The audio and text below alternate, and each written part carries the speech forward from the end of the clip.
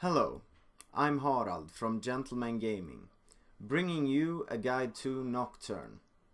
I'm mainly going to talk about jungling Nocturne, but I'm also going to talk a lot about Nocturne's playstyle.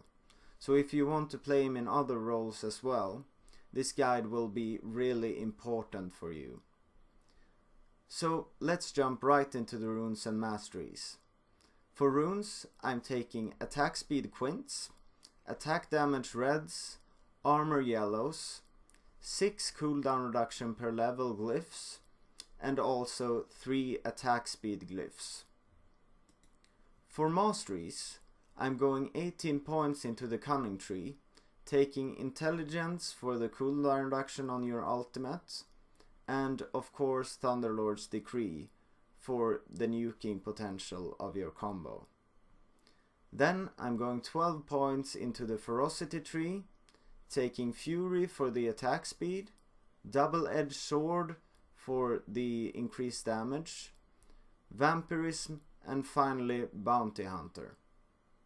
Well, let's jump into the gameplay, shall we? The first thing I want to go over with Nocturne is his new combo, which is what defines him as a champion. It is because of this combo you take both Thunderlord's Decree and Blue Smite. It consists of ulting in, using your Q mid-air to hit them, and finally auto-attack them with your passive. This also procs Thunderlord's Decree since you are using 3 actions. If you need the burst of Blue Smite, you can also use that. Or you can save it, as I did in this case. You can also use Tiamat or Ravenous Hydra mid-air if you choose to buy that. Well, why would you pick Nocturne? What does he provide for your team? Well, Nocturne is an assassin and his ultimate ability cannot be stopped in any way. His combo, that I previously have shown you, also does immense damage and can one-shot several champions. For this reason, you can pick Nocturne if your opposing team has many tanks, and only their AD or AP carry does major damage. Then you can one-shot their backline with your combo, and thus eliminating their damage. This could easily lead to a win for your team. Nocturne is also really good versus split pushers, such as Zed, Yasuo or even Jax. The reason for this is that Nocturne can 1v1 these champions, even if they are fed.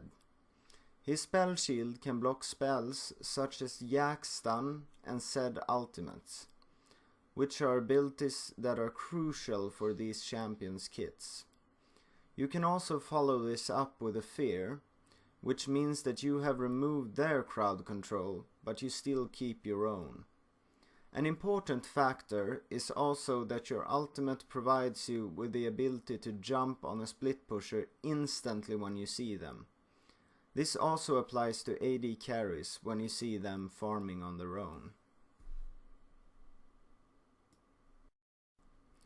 For the early game jungling route, you will want to farm as fast and efficiently as possible, taking camp systematically. The reason for this is that you want your level 6 as fast as possible to enable your ultimate, Paranoia, which is a very powerful ganking tool. I take Hunter's Talisman because Nocturne has some AoE damage, and I take 3 potions because his first clear is quite weak. You can take Raptors or Wolves before you're buffed to sustain, depending on which side you are on. Do this if you have a hard time keeping your HP up. You can also take the Scuttle Crab after your first 3 camps to heal. Always remember to kite the camps between auto attacks to dodge some hits. Your jungle clear will probably not be like the one shown in this video, sadly. The clip shown is an optimal clear that gets you as much experience as possible. Your jungling route may also be altered by invades from the enemy jungler. For this reason, you should always check which jungler you are facing and ward accordingly. When you have farmed to level 6, the real fun begins, and you can start carrying your teammates on your back, knocking people out of the rift to left and right. As soon as you get your ultimate, you should look for ganks. You should always try to keep your ultimate on cooldown, farming and warding in between. Here I see Riven is very low in the top lane, and I ult her as soon as I hit level 6, for that exact reason. This gets both me and my team ahead, enabling me to accelerate the game even further with my ultimates, which one-shots enemies if I am fed. It also makes the enemies paranoid, thus they will not farm by themselves, putting them even further behind. In some cases, you can gank before level 6, in the warding and farming period, which I mentioned in the last clip. Here I go to ward for my mid laner in between camps. When I see the opponent Zed is very low in the middle lane. Since he is pushed up far, I have no rush in initiating the gank, so I calmly place my wards. When I see that he has indeed stayed in lane, I ping Ahri that I will gank. This grants us an easy kill and also gets me experience towards my crucial level 6 limits. Nocturne's ultimate is actually very appropriately named Paranoia, because this is what you want to inflict on your opponent team. You'll want to pick people off when they are farming by themselves, both split pushers and lone farmers, normally AD carries. This next clip that is rolling in the background shows me killing an AD carry that is farming the bot lane alone. In the typical Nocturne game, this is what you will spend most of your time doing, repeatedly knocking the AD carry back to the base, making them paranoid, and it will often make them fall behind in farm. The next gameplay mechanic I want to teach you is how, when and how clutch you want to use your spell shield. What I said in the description of Nocturne in the third part of the video still stands. You will want to spell shield the key abilities of the champions you want to kill. In these clips I do just that with Yasuo Tornado, Zed ultimate and Orianna ultimate.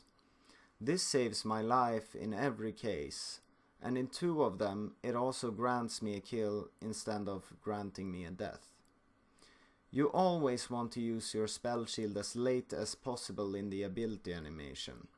If you use it too early, some other bullshit ability might waste it. This is especially important in teamfights, because you are normally in the middle of everything and you're getting focused by everyone after using your ultimate on the backline. Way too many things can proc it, such as Sivir Q, Karthus Q and Tryndamere E, among other abilities. The last thing I want to go over is the importance of buying and using the blue trinket on Nocturne. It really helps with getting vision for your ultimates, because unlike Rengar's ultimate, Paranoia doesn't give vision. In this clip, a teamfight breaks out when I'm running out of the base. As I notice that their squishy targets hide far back, I blue trinket them to see their positioning before I ult, so I don't ult into the whole team and die before getting a kill. Because of the blue trinket, I did not die early in the teamfight.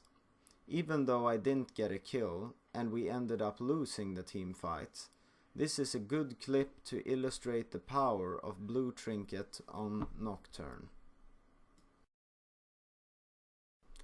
On the contrary, this next clip shows you how blue trinket can give you a lot of information before deciding whether to dive in or not. I see that we don't have any wards around Dragon, and their team is missing. One or several people in the opponent team is probably doing it. Since I know that I can 1v1 anyone in their team with ease, it is worth it for me to check who is doing Dragon. They are 3 people, so I decide not to go in, knowing that I would die. This might not seem like much, but small decisions like this might be what makes or breaks your game plan with Nocturne. For instance, if someone on their team was taking Dragon by themselves, I would ult instantly and knock them out of the rift with my combo. And this concludes my guide to Nocturne. Like, comment and subscribe. Tune in for our next segment of Learn the League. We put out new guides every Friday. Also check out our stream in the description. We stream almost every evening at GMT-1. Now go and ruthlessly knock people out of the rift. We'll see each other in my next guide. Have a good one.